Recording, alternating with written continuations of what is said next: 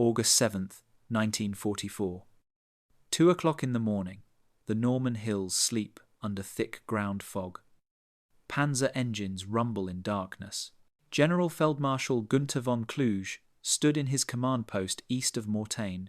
In 3 hours, 4 panzer divisions, 26,000 men, and 300 tanks would hurl themselves westward toward Avranches. Von Kluge did not believe it would work. The divisions were exhausted. Fuel was critically low. American forces were racing around the southern flank, but Adolf Hitler had ordered the attack. At 10 o'clock the previous evening, General Hans von Funk reported forces not concentrated. The 1st SS Panzer Division sat 6 miles from its start line. Von Kluge refused to postpone. 20 miles west, Major General Leland Hobbs commanded the 30th Infantry Division. His men had taken positions around Mortain yesterday. At 7:48, the 1st Ultra Decrypt arrived at Lieutenant General Omar Bradley's headquarters. 2nd SS Panzer Division driving west toward Mortain. Bradley contacted Major General Elwood Pete Quesada. P-47s and RAF Typhoons would be ready at first light. On Hill 314, east of Mortain, 600 feet above the valley, Lieutenant Colonel Eads Hardaway positioned his 2nd Battalion. 700 men spread across the hilltop. With the infantry came 2 artillery forward observers. 1st Lieutenant Charles A. Bartz and 2nd Lieutenant Robert L. Weiss set up radios near the summit. At 2 in the morning, fog was so thick a man could barely see 10 yards. The 2nd SS Panzer Division Das Reich struck first. Panzers crashed through American positions in darkness. 57mm guns fired blindly. Bazooka teams stalked silhouettes. By 3 o'clock, German tanks rolled through Mortain's streets. But on Hill 314, Captain Reynold C. Ericsson's men held fog-blinded German tank commanders. Panthers couldn't navigate steep approaches in darkness. The 17th SS Panzer Grenadier Division circled the base, isolating the battalion. At dawn, 700 soldiers sat trapped, surrounded. North of Mortain, at San Barthélemy, American infantry faced massed assault. 40 tanks pushed through. Americans held 6 hours, destroying 40 panzers. Fog was lifting. In England, RAF Typhoon pilots walked toward aircraft. German commanders scanned brightening sky with unease. At 0600, 2nd Panzer Division resumed advance. Radio communications broke down. Fuel trucks couldn't navigate clogged roads. On Hill 314, Lieutenant Bartz raised binoculars. Columns of vehicles stretched along roads. He began calling fire missions. American artillery shells fell. White phosphorus rounds burst among panzer columns. At 1st Army headquarters, Bradley studied reports. The weather was clearing. Squadrons were being briefed. Captain Ericsson watched German infantry probing his perimeter. The mission was to hold. To observe, to direct artillery fire. By 0700, visibility extended nearly a mile. Lieutenant Weiss could see Saint-Hilaire. German vehicles filled every road. Weiss began transmitting coordinates. Fire mission after fire mission. German columns ground to halt. It was 0900 hours. The fog had completely lifted. In England, RAF Typhoon pilots climbed into cockpits. Engines coughed to life. Ground crews loaded rockets. The panzers had rolled through fog under darkness. Now they would face daylight. At St. Barthélemy, American infantrymen watched the sky. The sound reached them first, a low rumble from the west, growing louder. Then the shapes appeared, Typhoons. The Typhoons split into sections. The first aircraft rolled into dives, accelerating toward 500 miles per hour. At 2,000 feet, rockets ignited. 8 60-pound projectiles per aircraft. The first impacts sent Panthers lurching sideways, hatches blown open, ammunition cooking off. The Typhoons pulled up, circled, came again. 4 20mm cannons raked the roads. American P-47s joined the attack, dropping 500-pound bombs. the sky filled with aircraft. On Hill 314, the Americans watched. Lieutenant Weiss continued calling artillery coordinates. The system was functioning, infantry holding key terrain, artillery suppressing movement, air power destroying concentrations.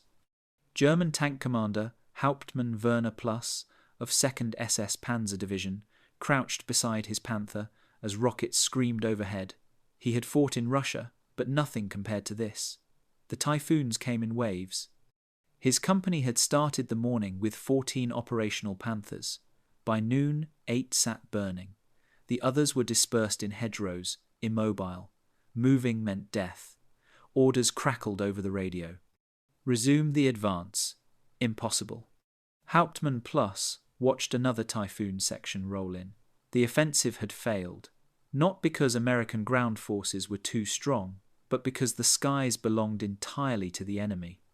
At 1st Army headquarters, reports flooded in. Typhoon pilots claimed 90 Panzers destroyed. Thunderbolt pilots claimed another 40. Bradley permitted himself cautious optimism. The German counterattack had been blunted within hours. On Hill 314, Captain Eriksson counted his remaining ammunition. 3 days of supplies.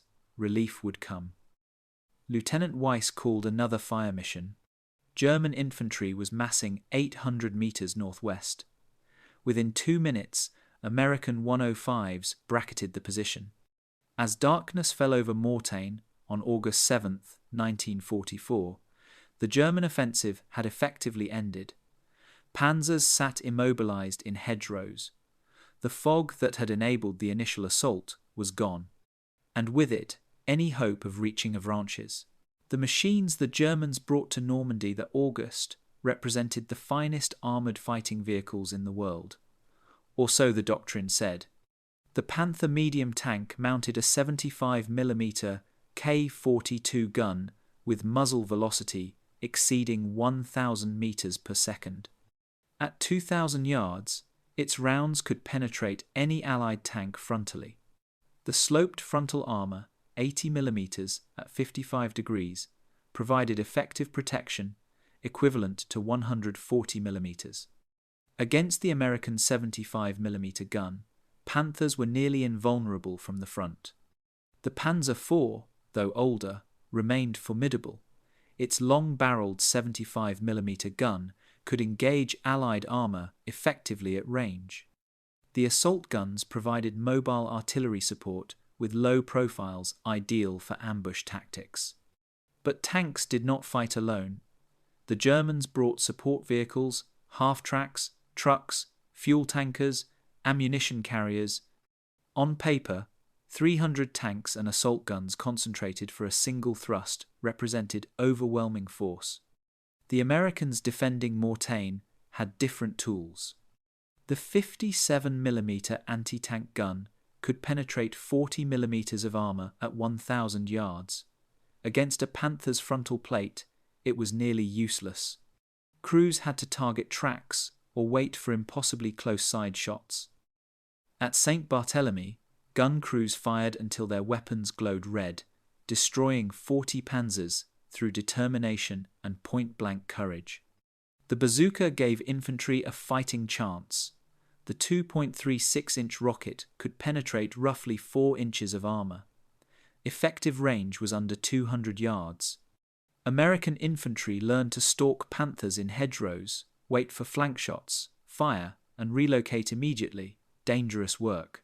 The M4 Sherman tank, derided as inferior to German armour, equipped American units. The standard 75mm gun struggled against Panther frontal armour beyond 500 yards. But the Sherman had advantages. Hydraulic turret traverse allowed rapid target engagement. A radio in every tank enabled coordinated manoeuvre. Mechanical reliability meant Sherman stayed operational. The real American advantage sat on airfields in England and Normandy. The RAF Hawker Typhoon represented the cutting edge of ground attack aviation. Powered by a massive Napier Sabre engine, the Typhoon could dive at 500 miles per hour. 4 20mm cannons provided devastating firepower, but the rocket projectiles made the Typhoon legendary.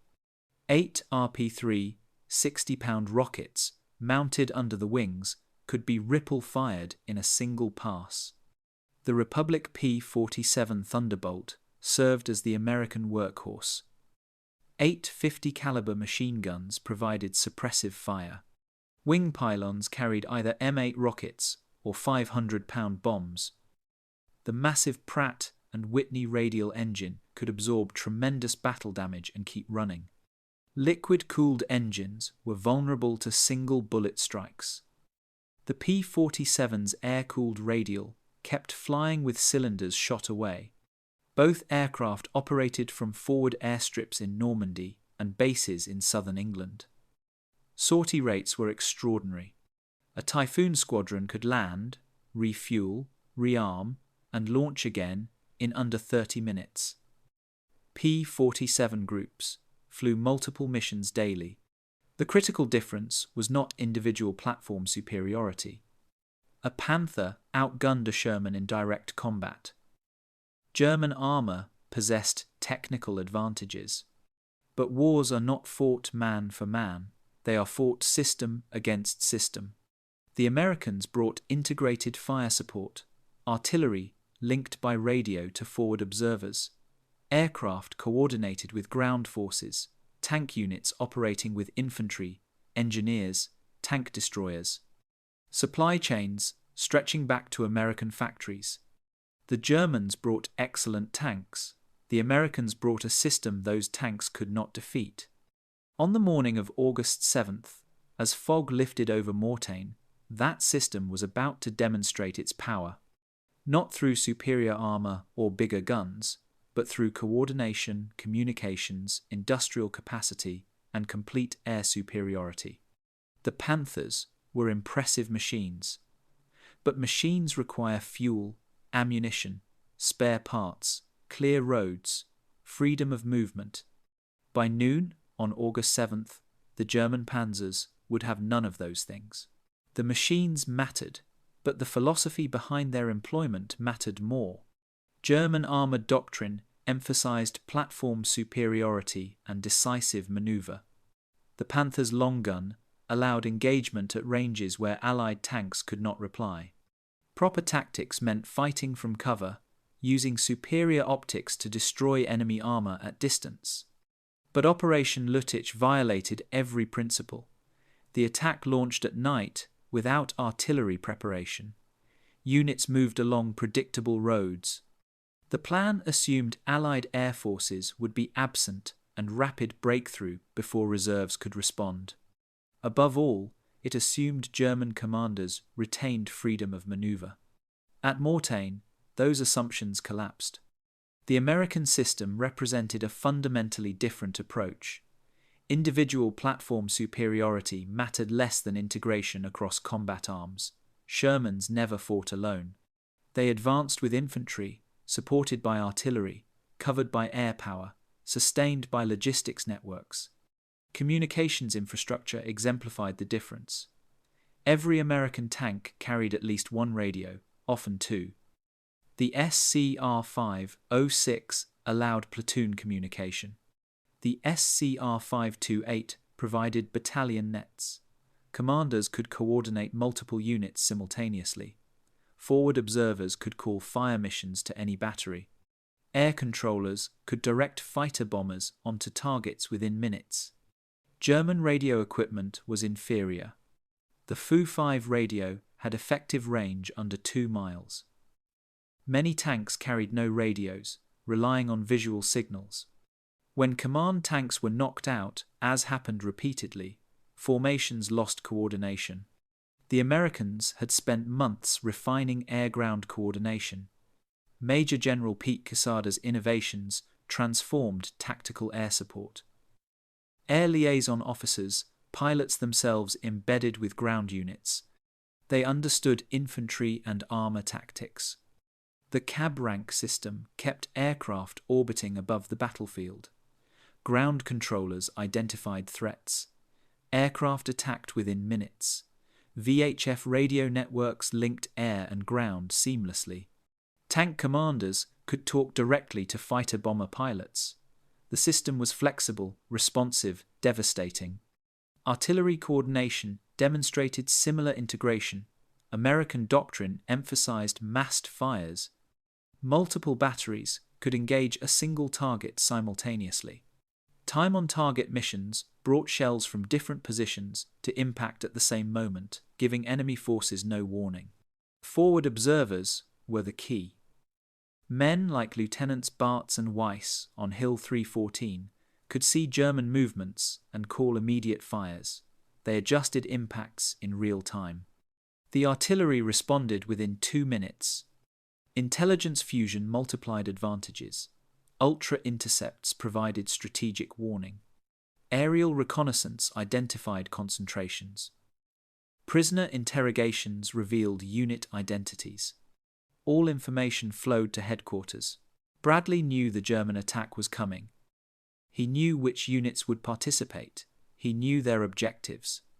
The intelligence arrived too late to reposition major forces, but early enough to alert Quesada's air command. The Germans operated in darkness. Their aerial reconnaissance had ceased.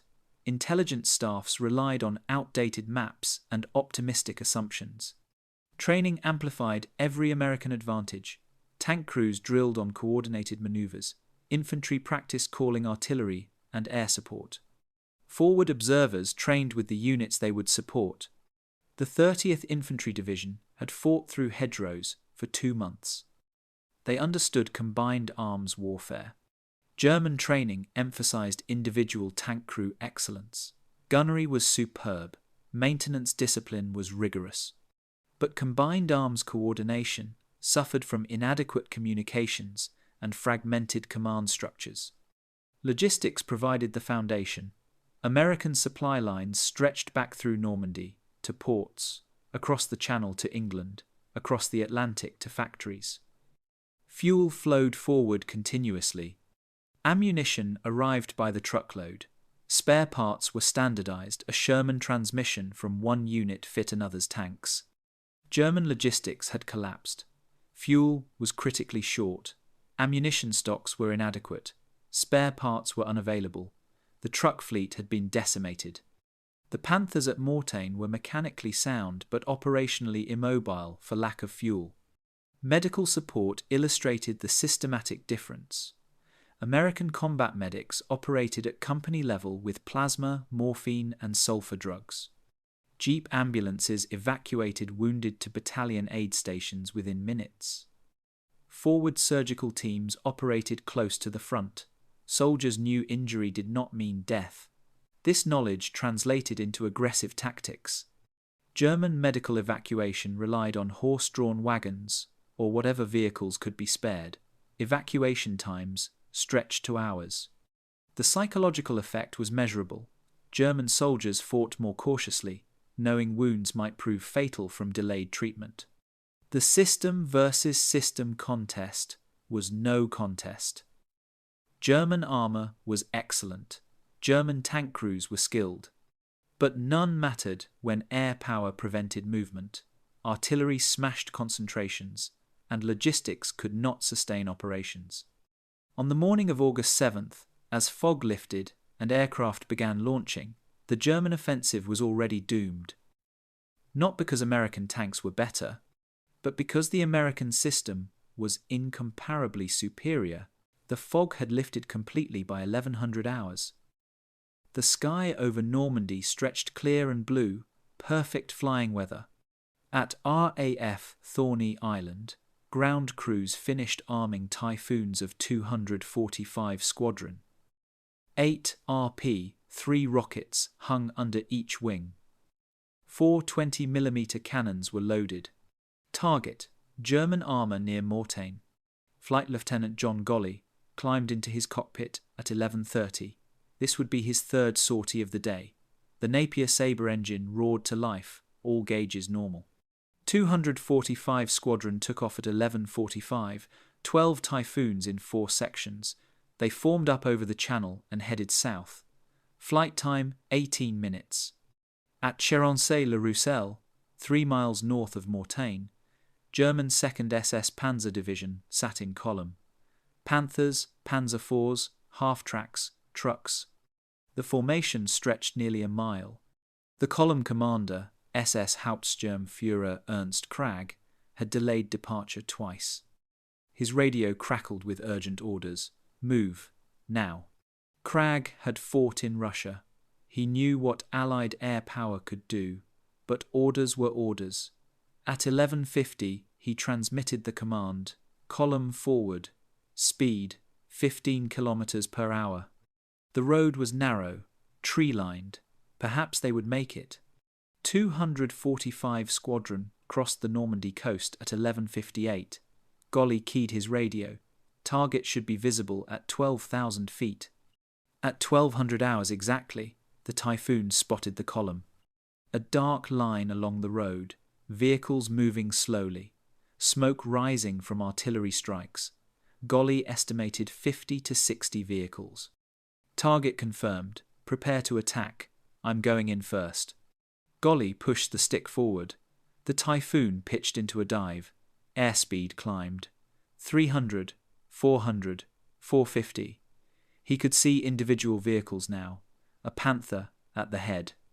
At 2,000 feet, he triggered the rockets. 8 trails of white smoke streaked downward. The Typhoon shuddered. Golly pulled hard on the stick. The rockets impacted. The lead Panther took 2 hits turret and engine deck. The tank lurched and stopped. Black smoke billowed. The half-track behind exploded. A truck erupted in flames. The column halted. Crews bailed out and ran for hedgerows. German soldiers dove into ditches. The second Typhoon rolled in. More rockets. A Panzer IV lost its track. Then the third aircraft attacked, and the fourth. By the time all 12 Typhoons had made their first pass, the road was blocked. Burning vehicles at the front prevented movement. Vehicles at the rear were trapped. The Typhoons circled and came again with 20mm cannons. Armor-piercing rounds raked the column. Fuel tanks ruptured, ammunition exploded, trucks disintegrated. Krag crouched in a ditch as cannon shells chewed up the road. His Panther sat immobile. His radio operator was dead, his driver wounded. He watched helplessly as the Typhoons destroyed his column. 14 tanks, 20 half-tracks, 30 trucks, gone in 15 minutes. The Typhoons departed at 12:20, ammunition exhausted. They left devastation. Dozens of vehicles burned, bodies lay scattered, survivors huddled in hedgerows, terrified to move. This was not isolated. It was happening across Mortain. At St. Barthélemy, another Typhoon squadron caught 1st SS Panzer Division. 8 minutes, destroyed 23 vehicles. Near Le Mesnil-Adelaide, American P-47s from 365th Fighter Group found 2nd Panzer Division vehicles. The Thunderbolts dropped bombs and fired rockets. 32 vehicles destroyed or damaged. South of Mortain, more P-47s struck supply columns. The trucks burned. The RAF flew 294 Typhoon sorties on August 7th. The 9th Air Force flew approximately 400 fighter-bomber sorties. Together, they claimed 130 tanks destroyed and 59 damaged. The actual numbers were lower. Post-battle analysis revealed 46 German tanks lost, 9 confirmed as air kills. But the claims missed the larger point. Tactical air power's purpose was not solely to destroy equipment. It was to paralyze operations, to prevent movement, to force dispersal, to create terror. By early afternoon, the German offensive had achieved complete tactical paralysis. Not because all tanks were destroyed, but because any attempt to concentrate brought immediate response. German tank commanders who survived reported similar experiences. The moment vehicles emerged from cover, aircraft appeared. The coordination between ground observers and air controllers was uncanny. German soldiers began to believe Allied pilots could see everything. At 1300 hours, a signal from German 7th Army headquarters reached Mortain. The Chief of Staff's message was stark: Attack brought to standstill due to employment of fighter bombers by the enemy and absence of our own air support. An extraordinary admission. The most powerful panzer force assembled since D-Day had been stopped cold, not by armour, not by numbers, but by air power coordinated with ground forces. The Luftwaffe's attempt to provide fighter cover failed completely. Jagdkorps, 2 managed approximately 40 fighters over Mortain. American P-47s intercepted them. Dogfights erupted. The German fighters never reached the ground attack aircraft. By sunset, the German offensive existed only on paper. The panzers were intact, most of them. The crews were alive, most of them. But the formations were immobilized, dispersed, unable to advance. The system had functioned exactly as designed. Ground forces held terrain, artillery suppressed movement, air power delivered the killing blow. On Hill 314, Lieutenant Weiss watched the final Typhoon sorties. Smoke rose from a dozen locations. German columns lay shattered. His artillery had contributed 40 fire missions, thousands of rounds, but the air power had been decisive. Captain Eriksson assembled his commanders as darkness fell. They remained surrounded. German infantry probed constantly. Ammunition was running low, food was gone, medical supplies nearly exhausted. But they had survived the first day, and they had seen what happened to German armour. The battle would continue, but August 7th had answered the fundamental question: could German armour break through to Avranches? The answer, delivered from the sky by hundreds of Allied aircraft, was an emphatic no. Survivors on both sides would remember August 7th, 1944, the day 245 Squadron RAF earned its nickname. The day the P-47s of the 9th Air Force proved their worth. The day German soldiers learned to fear clear skies more than enemy tanks. The day the Typhoons came. While Typhoons and Thunderbolts ruled the skies, 700 American soldiers remained trapped on Hill 314, surrounded, outnumbered, running out of everything except determination. August 7th had been chaos, the German assault in darkness, the desperate fighting. By dawn, Captain Reynold C. Eriksson knew his situation was dire. The 2nd Battalion, 120th Infantry, was cut off. German forces controlled the town below. Relief was impossible. But the mission remained clear: hold the hill, direct artillery fire, deny the Germans freedom of movement. Hill 314 rose 600 feet above the valley, steep and rocky. The Americans had dug in along the crest. Company K held the northern approaches, Company E the centre, Company G the southern sector. The view from the summit stretched for miles. Lieutenant Robert L. Weiss and Lieutenant Charles A. Bartz had established their observation post near the highest point. From here, they could see every road, every German assembly area. That capability made Hill 314 invaluable. It also made it a target. The 17th SS Panzer Grenadier Division received orders to take the hill. The American observers were calling devastating artillery strikes. The attacks had to be silenced. The first assault came at 0800. German infantry advanced up the eastern slope. American sentries spotted them at 300 yards. The defenders held fire until the enemy closed to 100 yards, then opened with rifles, machine guns, and grenades. The Germans recoiled, regrouped, tried again. Again the Americans drove them back. Attacking uphill against prepared positions was murderously difficult. By noon, the Germans had tried 4 assaults. All failed, but each cost casualties. Men killed, men wounded, ammunition expended, medical supplies consumed.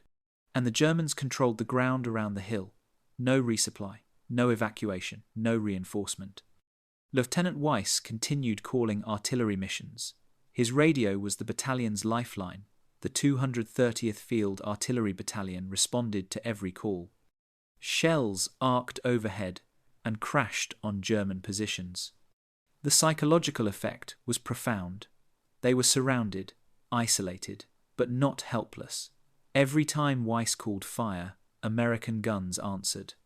Captain Erickson moved constantly between positions. Rifle ammunition was plentiful, machine gun ammunition adequate, mortar ammunition running low. Food was the immediate problem. Most soldiers had exhausted their rations. Water was available from a spring, but reaching it meant exposing men to sniper fire.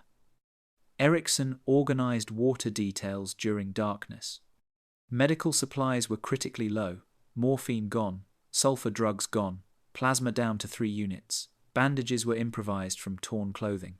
Captain William Lawson, the surgeon, worked continuously. The dead posed another problem. The Americans established a collection point among the rocks. Bodies were covered with shelter halves.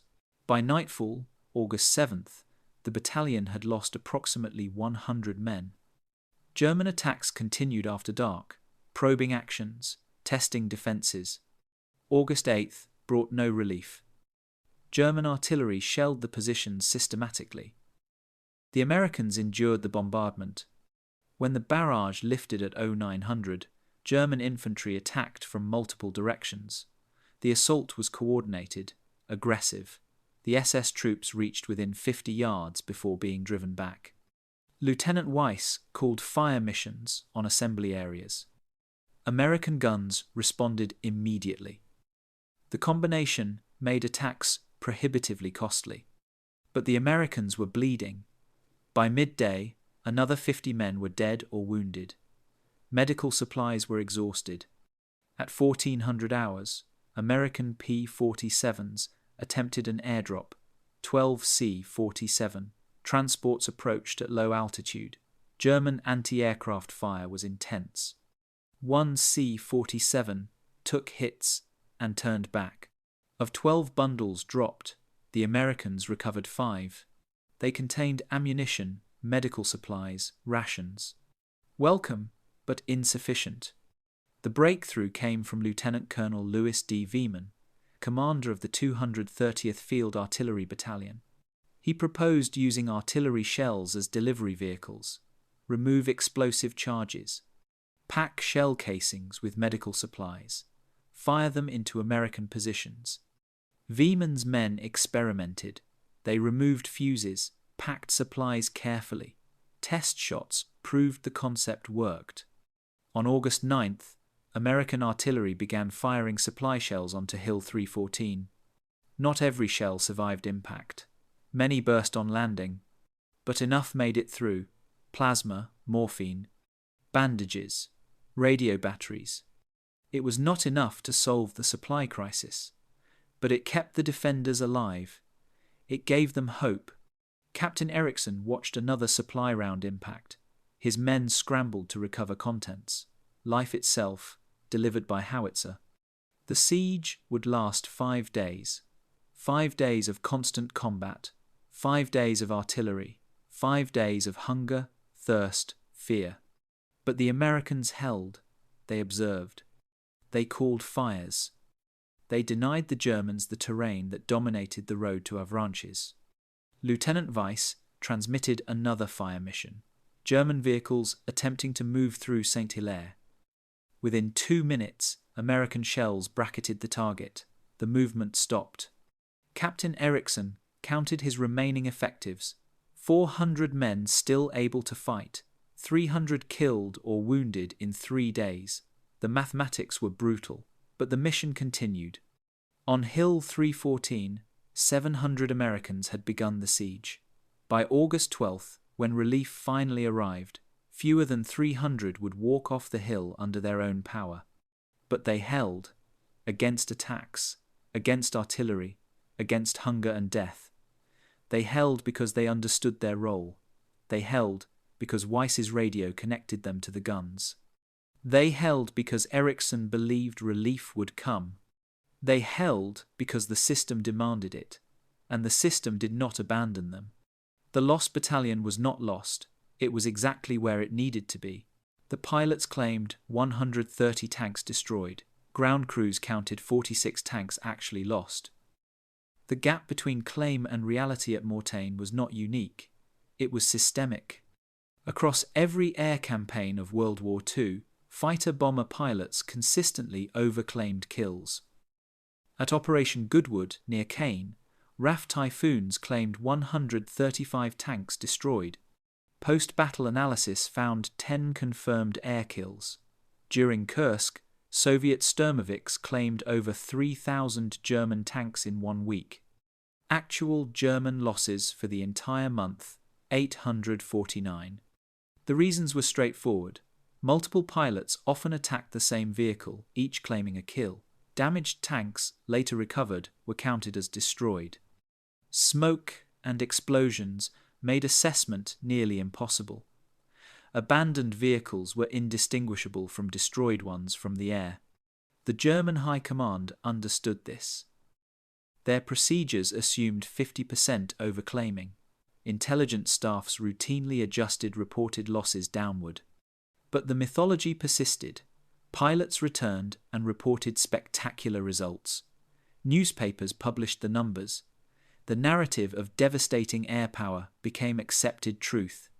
At Mortain, the reality was more complex and more interesting. Yes, only 9 German tanks were confirmed destroyed by air attack on August 7th, but an additional 37 were damaged, immobilized, or abandoned. Many were later recovered. But not at Mortain. Not during the critical days when the offensive needed every vehicle. The true measure of tactical air power's effectiveness was not tanks physically destroyed. It was the operational paralysis it created. German tank commanders reported consistent patterns. Any movement in daylight brought immediate air attack, sometimes within minutes. The coordination between ground observers and aircraft was extraordinarily effective. The psychological impact was devastating. Experienced Panzer crews refused to move during daylight. Officers who ordered daytime movements faced mutiny. Entire battalions remained dispersed, camouflaged, immobile. This was the true victory at Mortain, not the destruction of armour, but the prevention of operations, the forcing of dispersal, the creation of overwhelming psychological pressure. The German 7th Army Chief of Staff's message at 1300 hours captured this. Attack brought to standstill due to employment of fighter bombers by the enemy. Not attack destroyed, not armour annihilated, but brought to standstill. The tanks were mostly intact, the crews were alive, but the offensive had ceased to function. This distinction mattered because it revealed the true nature of combined arms warfare. Air power alone had not stopped the offensive. Infantry holding terrain had stopped it. Artillery suppressing movement had stopped it. The combination of all arms, integrated through communications, had stopped it. The Typhoons and Thunderbolts delivered the most visible blows. They created dramatic footage. They generated impressive claims. But they operated within a system that included forward observers calling their fires, ground controllers vectoring them, infantry forcing concentrations into predictable locations, artillery keeping forces exposed. Remove any element and effectiveness declined dramatically. Typhoons without ground observers were reduced to random hunting. Infantry without air support faced longer battles. The system's power emerged from integration, not from any single component. The myth of overwhelming air power served political purposes. It justified Air Force independence. It validated strategic bombing theories, but it obscured the actual lessons. Those lessons were subtle but profound. Communications enabled coordination. Training created common understanding. Doctrine emphasized integration over platform superiority. Logistics sustained operations. Intelligence multiplied effectiveness. The German tanks at Mortain were excellent machines, operated by skilled crews. They failed not because Allied tanks were better, not because Allied soldiers were braver, not because air power destroyed them all. They failed because the Allied system was superior. Every element from infantry on Hill 314 to artillery batteries to pilots to logistics networks functioned in coordination. The 90 tanks, the pilots claimed, but did not destroy. Those tanks were neutralized just as effectively. Immobilized by fear, dispersed to avoid observation, unable to concentrate, unable to maneuver, unable to accomplish their mission. At Mortain, myth and reality converged on one truth: the German offensive failed. Whether 46 tanks or 130 were destroyed was statistically interesting, but operationally irrelevant. The Allied system had demonstrated its superiority. That demonstration would echo across remaining months of war. The pilots' claims were exaggerated, but their contribution was not. They were part of something larger than individual heroism or technical superiority. They were part of a system that won wars. The battle for Mortain did not end on August 7th. The German offensive had been blunted, paralyzed, but German forces remained in position. The fighting continued. August 8th dawned clear. Allied aircraft resumed operations immediately. German columns that had survived the first day remained dispersed, camouflaged, immobile. The pattern repeated.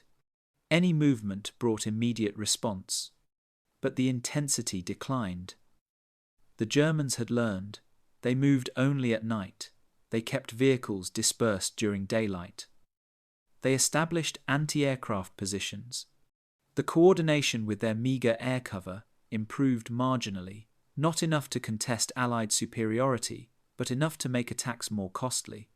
Pilots reported increased flak, more 20mm positions, more 88mm guns. The Germans were adapting. If they could not move during daylight, they would make Allied attacks more dangerous. On August 9th, weather deteriorated. Low clouds moved in, visibility dropped, rain began falling, sortie rates declined dramatically. The Germans seized the opportunity to reposition forces under cover of weather. This was the grinding phase. Not dramatic airstrikes, not desperate siege, but slow, methodical application of pressure. Artillery continued firing, infantry continued patrolling.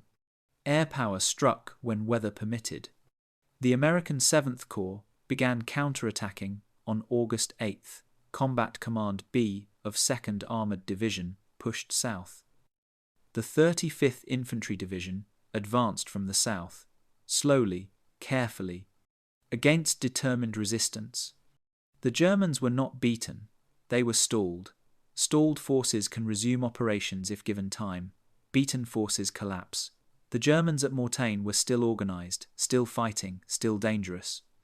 But they could not accomplish their mission. Reaching Avranches was impossible. The American corridor remained open. Patton's Third Army was racing east toward Le Mans. The strategic situation was deteriorating. Field Marshal Gunther von Kluge understood this. His reports to Hitler became increasingly desperate. The attack had failed. American forces were threatening encirclement. British and Canadian forces were preparing offensives. The entire German position was collapsing. Hitler's response was predictable. Hold, do not retreat, resume the attack. The orders were militarily absurd but politically necessary. Retreat meant acknowledging defeat. So, German forces held, they absorbed artillery fire, they endured air attacks, they launched small counterattacks, they bled.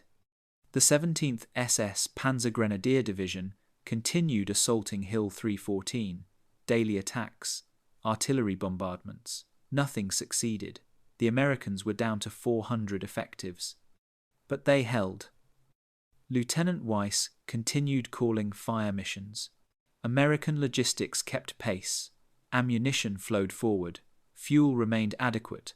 Medical evacuation functioned. Replacement personnel arrived. The system sustained itself. German logistics collapsed further. Fuel stocks reached critical levels. Ammunition was rationed. Food supplies were inadequate. Medical evacuation was sporadic. Replacements could not reach forward units due to air interdiction. The system was failing. On August 10th, weather cleared. Allied aircraft returned in force. The pattern repeated. German vehicles attempting to move were attacked. The psychological paralysis deepened. German soldiers began surrendering in increasing numbers. Intelligence from prisoner interrogations painted a consistent picture. German morale was deteriorating. Soldiers felt abandoned by the Luftwaffe. They believed Allied aircraft could see everything. Officers struggled to maintain discipline. The 35th Infantry Division reached the outskirts of Mortain on August 11th. Fighting was intense. The Germans defended every street. But American artillery and air power made defensive positions untenable. Slowly, methodically, the Americans pushed into the town. Combat Command B continued pushing south. On August 11th, they made contact with 35th Infantry Division. The German salient was now bracketed, not encircled. The Germans still had routes of withdrawal, but the tactical situation was increasingly desperate. Lieutenant General Omar Bradley watched the situation develop. The German offensive had created an opportunity. By driving west, the Germans had exposed their southern flank. American forces were positioned to strike north toward Argentan. Canadian forces were preparing to attack south toward Falaise. If the pincers closed, the entire German 7th Army would be trapped. Bradley understood the magnitude. This was not just stopping an offensive. This was potential destruction of an entire German army. He had told Treasury Secretary Morgenthau, "This is an opportunity that comes to a commander not more than once in a century." The battle for Mortain was ending, but the Battle of Normandy was entering its decisive phase. The German gamble had not just failed, it had positioned German forces for catastrophic defeat. On August 12th, elements of 35th Infantry Division reached Hill 314. The siege was over. Captain Ericsson's men, what remained, were relieved. Of 700 soldiers, fewer than 300 walked off the hill. 400 were dead or wounded. But they had held. For 5 days they had held. They had directed artillery fire that disrupted operations. They had denied the Germans key terrain. They had proved that determination and integration could overcome desperate circumstances. The Battle of Mortain officially ended on August 13th. German forces withdrew eastward under continued pressure. They left behind destroyed vehicles, abandoned equipment, hundreds of dead. They had achieved nothing. The offensive that was supposed to split Allied armies had instead exposed German forces to destruction. The panzers that were supposed to reach the sea had been immobilized. The breakthrough that was supposed to change the campaign had accelerated Germany's defeat. Mortain was over, Falaise was beginning, and the German army in Normandy was about to die. The numbers told a story of destruction. By August 13th, when German forces withdrew from Mortain, the butcher's bill was clear. The Germans had committed approximately 300 tanks and assault guns. 120 were destroyed or damaged beyond repair. German personnel losses exceeded 2,000. American casualties were lighter. The 30th Infantry Division lost approximately 1,800 men. Over 400 fell on Hill 314. Total American losses, between 2,000 and 3,000. But numbers alone could not capture the strategic implications. The German offensive had consumed the last mobile reserves in Normandy. 4 Panzer divisions had been concentrated at the western end and effectively destroyed as offensive forces. They achieved nothing except their own degradation. The concentration at Mortain created catastrophic vulnerability elsewhere. While panzers drove west, the Eastern Front weakened. Canadian forces launched Operation Tractable on August 14th, driving toward Falaise. American forces pushed north toward Argentan. The pincers were closing. German forces at Mortain now faced encirclement. Von Kluge recognized the danger. On August 13th, he requested permission to withdraw. Hitler initially refused. But by August 14th, even Hitler could not deny reality. German 7th Army faced annihilation. Reluctantly, Hitler authorized withdrawal. But the order came too late. The Falaise pocket was forming. Allied forces converged. German forces attempted to withdraw through a narrow corridor. Allied aircraft found them. What happened at Mortain repeated itself on a vastly larger scale. Thousands of German vehicles jammed the roads. Tanks, trucks, half-tracks, wagons, ambulances, all attempting to escape. Allied fighters attacked relentlessly. The roads became killing grounds. Burning vehicles blocked routes. Dead horses and dead men littered the landscape. The Typhoons and Thunderbolts that stopped the offensive at Mortain now participated in destroying the German 7th Army. The destruction was immense. Hundreds of vehicles, thousands of casualties. Entire formations disintegrating. By August 21st, when the Falaise pocket closed, the German 7th Army had effectively ceased to exist. Approximately 50,000 soldiers were captured, 10,000 were killed, 2,000 vehicles were destroyed, and it had all begun at Mortain. The decision to launch Operation Lüttich, to concentrate German armour at the western end, to commit the last mobile reserves, had set in motion the events that destroyed German power in Normandy. Military historians would debate the decision for decades. Could the offensive have succeeded if launched earlier? If more forces had been committed? If weather had remained poor? If Ultra had not warned? The answer was probably no. The fundamental problem was not timing or resources. The fundamental problem was that the German military system could not compete with the Allied system. German armour was excellent. German soldiers were skilled. German doctrine was sound. But German communications were inadequate. German logistics had collapsed. German air power was absent. German command structure was rigid and compromised by Hitler. The Allied system integrated all arms seamlessly. Communications linked infantry, armour, artillery, and air power. Logistics sustained operations. Intelligence provided comprehensive pictures. Training created common understanding. Doctrine emphasized flexibility and combined arms.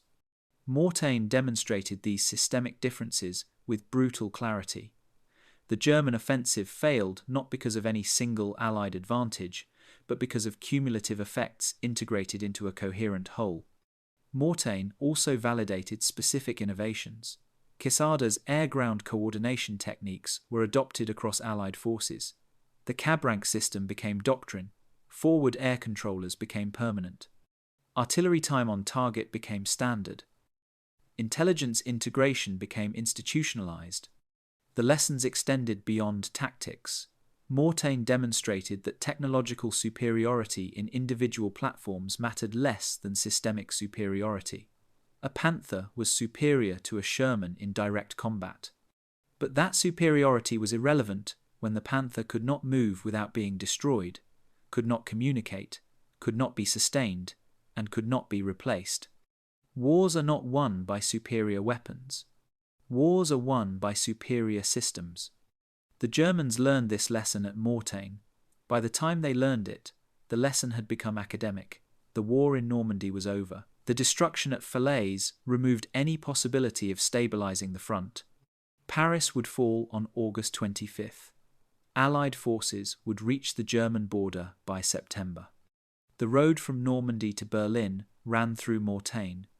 The offensive that was supposed to save the German position instead accelerated its collapse. The panzers that were supposed to reach the sea were destroyed on Norman roads. On August 7th, 1944, in the skies over Mortain, the Luftwaffe pilots who managed to reach the battlefield saw something they had never seen before. Not just Allied aircraft in large numbers, but Allied aircraft operating in perfect coordination with ground forces, directed by observers, supported by artillery, sustained by logistics networks that stretched across the Atlantic. They saw the future, and it did not include them. What did Mortain prove? What lessons emerged from 6 days of combat on the Norman hills? The immediate lesson was tactical. Combined arms integration worked. Air power, artillery, armour, and infantry, coordinated through communications networks and unified by doctrine, could defeat technically superior forces. The German Panthers were better tanks than American Shermans. But the American system was better than the German system. That systemic superiority proved decisive.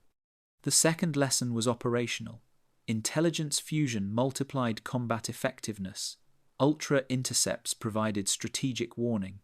Aerial reconnaissance identified concentrations. Ground observers provided real-time targeting. All information flowed to commanders who could act on it. The Germans operated in comparative darkness. The Americans operated with near-complete situational awareness. The third lesson was strategic. Logistics determined operational tempo. American supply lines stretched across the Atlantic, across England, through Normandy. Despite distances, fuel flowed forward. Ammunition arrived. Spare parts reached forward units. German logistics collapsed. Fuel was scarce. Ammunition was rationed. The Panthers at Mortain were mechanically sound but operationally immobile. The fourth lesson was psychological. Air superiority created paralysis beyond physical destruction. German tank commanders reported that aircraft presence prevented movement. Even when not attacking, the threat was sufficient. German soldiers learned to fear clear skies. The fifth lesson was institutional. Training and doctrine mattered more than individual courage. German soldiers were brave. Tank crews were skilled. But the German system emphasized platform superiority at the expense of integration. The American system emphasized integration. Every tank crew knew how to call artillery. Every infantry company knew how to call air support. That institutional knowledge created decisive advantage. The sixth lesson was about command. Decentralized execution worked better than rigid control. American commanders had authority to make decisions, call fires, maneuver without waiting for orders. German commanders waited for instructions. Hitler's interference paralyzed response. The American system empowered initiative. These lessons were not obvious at the time. Many observers fixated on airstrikes. The narrative that emerged emphasized overwhelming air power, destroying armor. That narrative was simpler and more dramatic. It served institutional interests. But it obscured actual lessons about integration, logistics, communications, training. Post-war analysis revealed the complexity. The destruction was less than claimed, but more than sufficient. The paralysis was total. The strategic consequences were catastrophic. But the cause was not any single factor. It was cumulative effects integrated into a system. American military doctrine absorbed these lessons. Post-war development emphasized joint operations. Air-ground coordination became institutionalized. Forward air controllers became permanent positions. Communications infrastructure received investment. Training emphasized combined arms from basic levels through advanced schools. The Korean War, 6 years later, demonstrated the application. American forces operated with integrated coordination exceeding Normandy standards. Tactical air control parties accompanied every battalion. Supply chains functioned despite distances. Vietnam tested these systems under different conditions. Counterinsurgency was not conventional warfare, but when conventional battles occurred, the lessons remained valid. Air power, artillery, armor, and infantry, integrated and sustained, proved overwhelming. The Gulf War, in 1991, demonstrated the ultimate evolution. Precision munitions replaced mass bombing. Satellite communications replaced radio networks. Computer systems fused intelligence. But the fundamental principle remained unchanged. Integrated systems defeat superior platforms. Combined arms coordination overwhelms individual excellence. Mortain was not the largest battle of World War II, not the longest, not the most costly, but perhaps the most instructive. In 6 days, the German military learned what modern war required. By the time they learned it, the war was lost.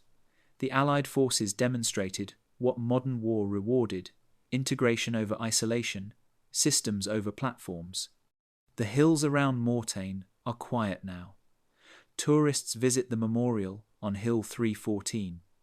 They read plaques commemorating American soldiers who held the position for 5 desperate days. They admire the view Lieutenant Weiss used to call artillery fire. But the real monument to Mortain is not on Norman hills. It is in the doctrine of every modern military that understands combined arms warfare. It is in training that emphasizes integration. It is in communications networks that link services. It is in logistics systems that sustain operations. It is in institutional knowledge that wars are won by systems, not by heroes. Mortain proved what wins wars. The lesson echoes still. On September 29, 2020, the United States Army awarded the Presidential Unit Citation to the 30th Infantry Division for its actions at Mortain. The citation recognized extraordinary heroism. It acknowledged sacrifice. It honored memory. But the real legacy of Mortain was not medals or monuments. It was doctrine. The hills of Normandy are scattered with memorials. Every village has its plaque. Tourism has transformed battlefields into pilgrimage sites. Visitors walk the ground where Americans and Germans fought. They photograph the view from Hill 314. They try to imagine what it was like. They cannot. The terror of artillery bombardment cannot be conveyed by peaceful fields.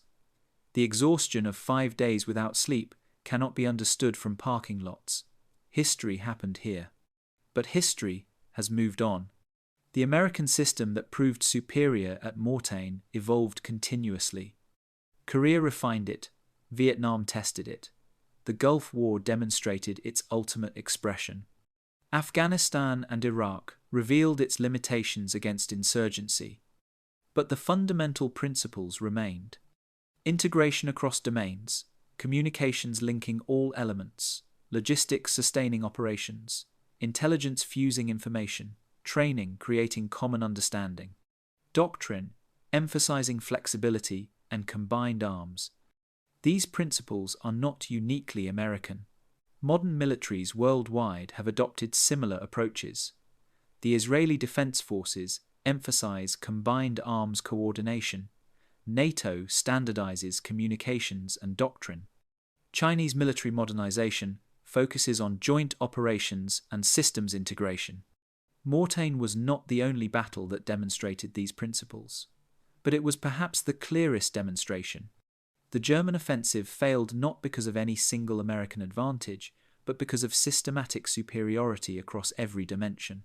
The lesson was unmistakable. Superior technology alone does not win wars. The Panther was magnificent. German engineering was excellent. German tactical doctrine was sound. But the system supporting those Panthers was inadequate.